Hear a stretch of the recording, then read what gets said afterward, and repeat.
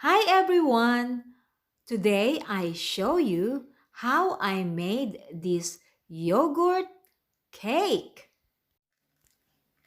First thing to do is crack 2 eggs.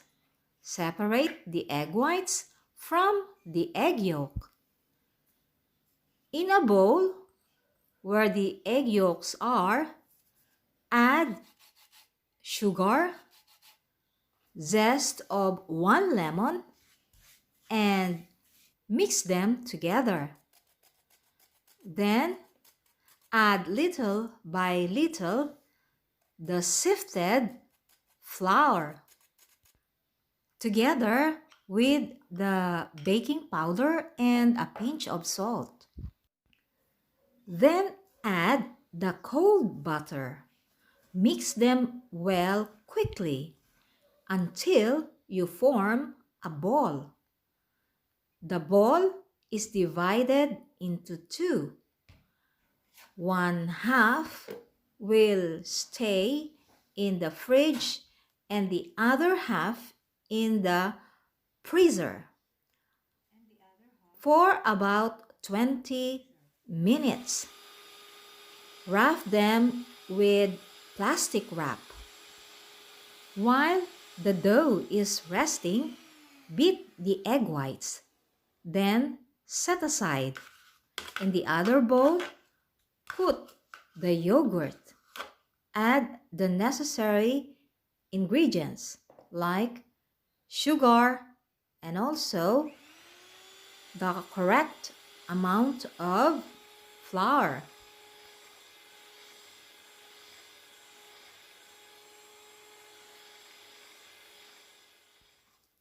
Now, incorporate little by little the beaten egg whites to the mixture.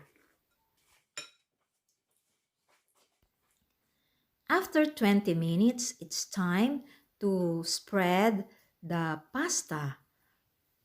Get one baking tray and spread it evenly. Then pour the yogurt mixture and spread it evenly too. Now, it's time to get the other half of the pasta and begin grating it.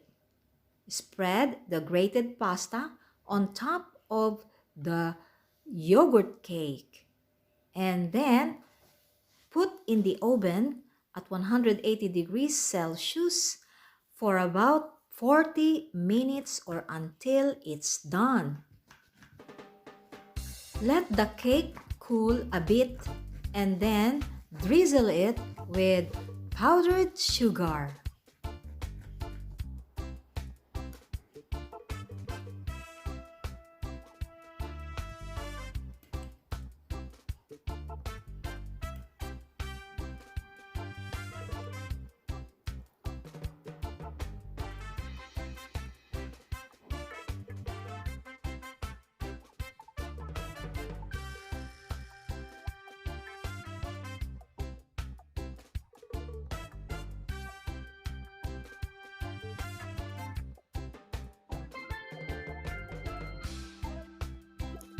Let's taste.